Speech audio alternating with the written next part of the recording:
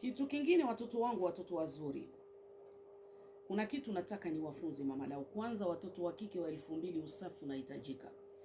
Baadhi yenu hamko wasafi, baadhi yenu ni wachafu, mnanuka joto.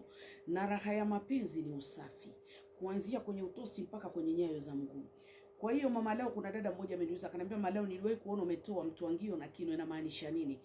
Huyu mtwangio ni uume wa mume wako.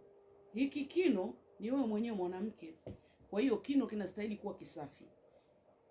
Vuzi zote za chini, nywele zote za chini unaondoa. Mtoto anakuwa kipara kama mtoto wa kuzaliwa.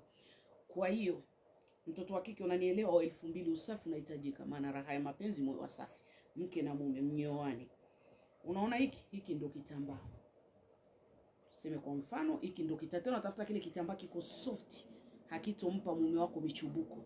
Raha ya mapenzi, mwili kulainika, hata kupakusana, lazima mwili uwe mlaini. Ndio ubo wa mume huyu. Ndio unapangusha mwenzio pale, shughuli imekwisha, unampangusha mume wako kwa mapenzi na maneno matamu. Endeni, ukimaliza kumpangusha mumeo, unasimama mwanamama, sio lale na shawa.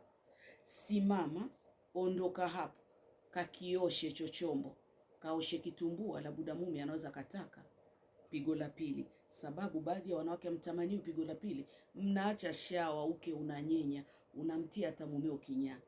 Kwa hiyo ukitaka kuonekana mwanamke mtamu tena, lazima ukaoshe kino chako.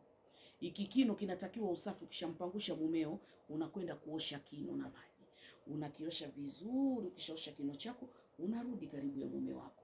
Ndio maana yake raha ya ndoa, kujua mapenzi. Ndugu zangu, hata sasa wanaijua mapenzi wanaachika. Asikudanganye mtu, anaijua mapenzi na sijua mapenzi tofauti.